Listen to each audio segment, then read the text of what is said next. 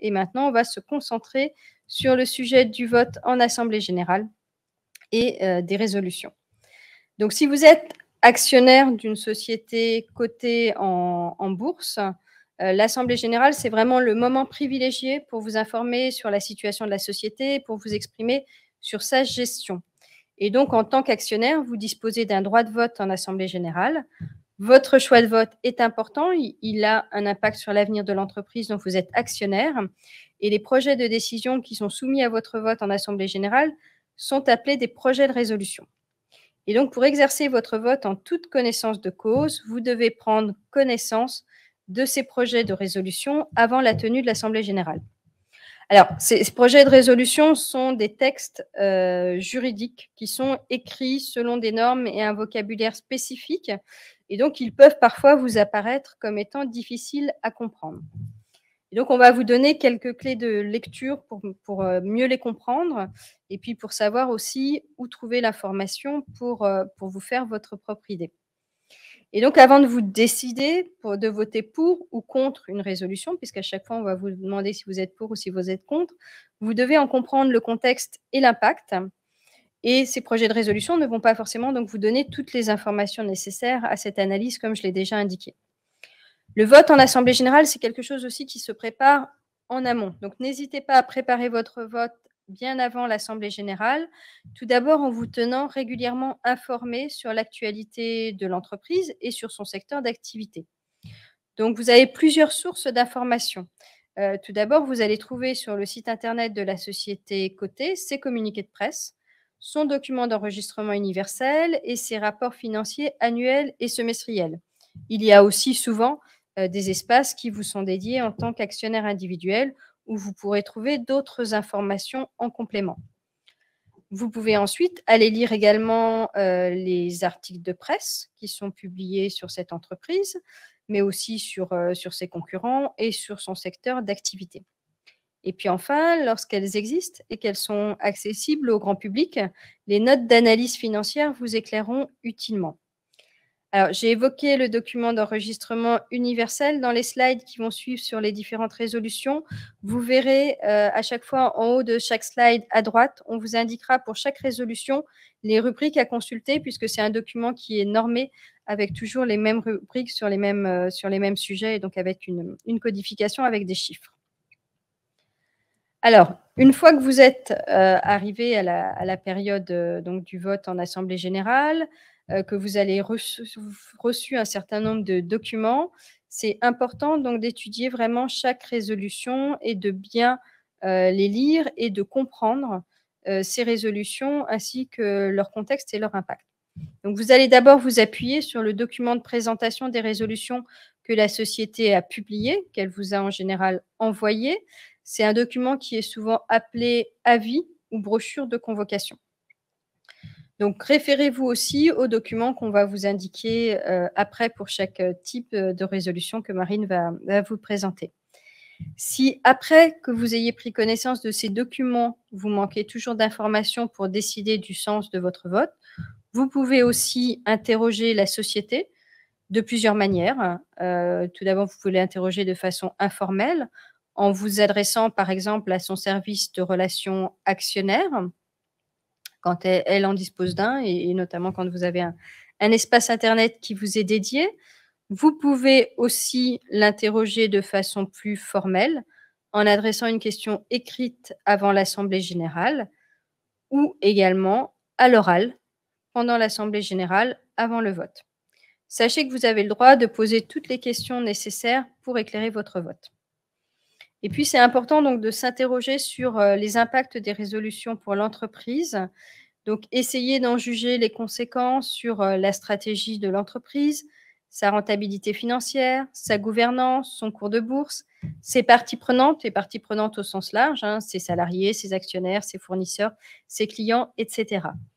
Et vous pouvez aussi évaluer l'impact des résolutions en fonction de l'horizon de temps. Une décision peut en effet avoir une incidence différente suivant si vous vous placez à court terme et à long terme. Alors, vous savez aussi qu'il y a deux types d'assemblée générale, l'assemblée générale ordinaire et l'assemblée générale extraordinaire. Donc, l'assemblée générale ordinaire, elle est annuelle. Elle doit avoir lieu dans les 6 mois de la clôture de l'exercice.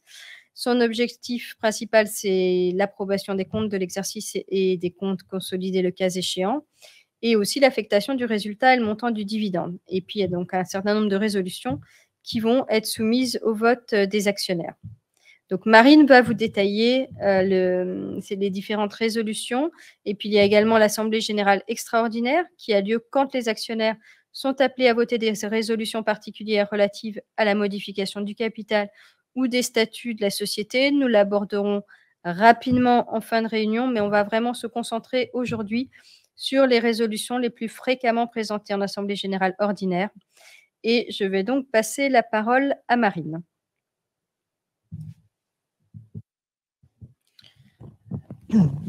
Bonsoir à tous.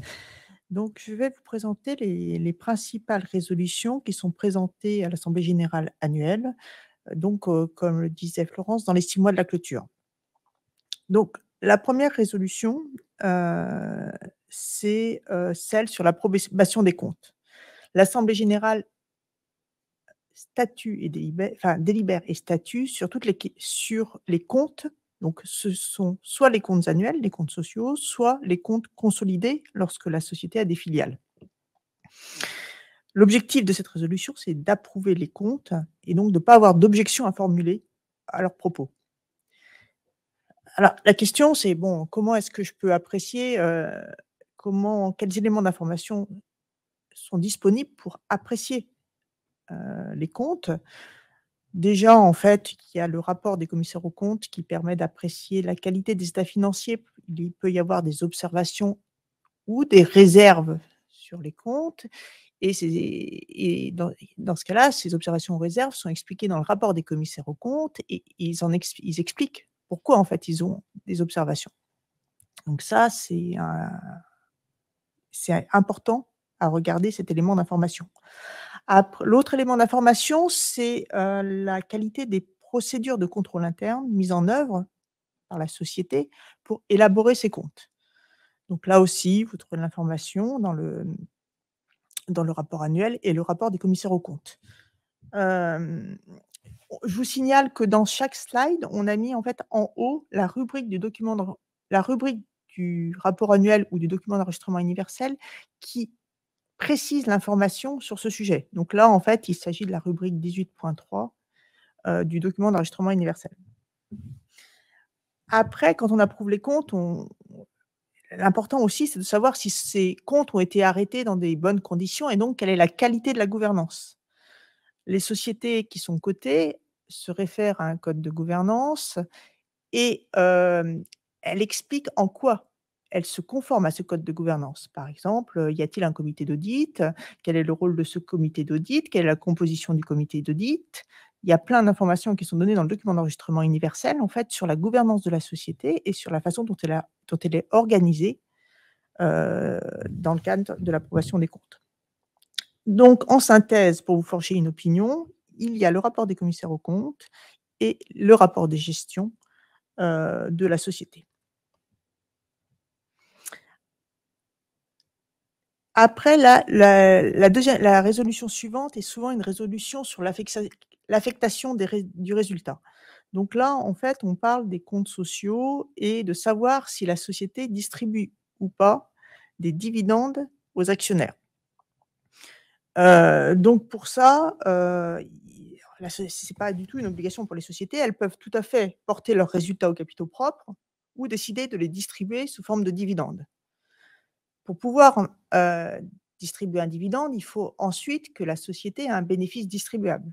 Pour avoir un bénéfice distribuable, il ne faut pas qu'elle ait accumulé des pertes et qu'elle ait une réserve légale qui soit constituée. Voilà. Après, en fait, comment juger de ce que propose la société sur la politique de dividendes? Ce qui est important, c'est de voir, en fait, quelle est la cohérence du message de la société par rapport à sa politique de dividendes. Souvent, en fait, elle précise quelle est sa politique de dividendes dans le temps et voir, en fait, si sa politique de dividendes, finalement, est en cohérence avec la stratégie de la société. Est-ce qu'elle a la trésorerie disponible pour le faire? Est-ce qu'elle peut le faire compte tenu des investissements qui sont envisagés? voilà, il y a certains secteurs dans lesquels il n'est pas possible en fait de distribuer des dividendes compte tenu en fait de tous les investissements à réaliser. Donc voilà, donc là, dans le rapport annuel, il y a beaucoup d'informations sur la politique de dividendes généralement et sur tout ce qui est investissement. Donc voilà, et généralement, enfin, c'est ça les principaux éléments à prendre en considération. Voilà. Une troisième résolution, alors celle-là, elle n'est pas présentée tous les ans en fait. C'est la nomination d'un nouvel administrateur au conseil d'administration, au conseil de surveillance. Donc cette résolution n'est présentée uniquement que quand il y a un renouvellement de mandat. Ça peut être tous les 3 ans, tous les 4 ans, tous les 6 ans, ça dépend des sociétés, hein. Mais c'est pas une résolution, que l'on retrouvera chaque année. Quand les sociétés présentent un nouvel administrateur, généralement, elles présentent son profil, elles présentent, quelles sont ses compétences, hem et en fait, quelles sont ses compétences, quelle est son expérience et en quoi son expérience correspond en fait aux besoins de la société. Par exemple, on peut trouver des compétences dans le domaine des systèmes d'information ou plus récemment dans le domaine de l'extra-financier. Donc là, la société, en fait, généralement, fournit en fait souvent un CV, en tout cas beaucoup de précisions sur l'expérience de cet administrateur. Après, indépendamment de la compétence de l'administrateur, ce qui est important, c'est de savoir s'il s'agit en fait, d'un administrateur qui est indépendant, donc indépendant soit de la société, soit de la société, soit indépendant vis-à-vis des principaux actionnaires, ou s'il s'agit d'un administrateur qui n'est pas indépendant. Lorsqu'une société se réfère à des codes de gouvernance, elle s'engage à avoir un certain pourcentage d'administrateurs indépendants au sein de son conseil. Et après, ce qui est important aussi de vérifier, c'est, est-ce que, c'est tout le conseil qui est renouvelé en même temps ou est-ce que le renouvellement des mandats est échelonné? Souvent, en fait, le renouvellement des mandats est échelonné, ce qui permet, en fait, aux administrateurs de monter en compétences petit à petit et de ne pas tout renouveler d'un coup. Là aussi, les sociétés, quand elles se réfèrent à un code de gouvernance, s'expriment sur le sujet et expliquent quelle est leur politique.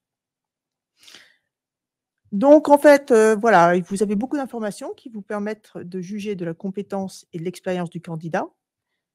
De vérifier également s'il est disponible pour faire son mandat, s'il a beaucoup de mandats par ailleurs, est-ce qu'il a suffisamment du temps pour réaliser le nouveau mandat?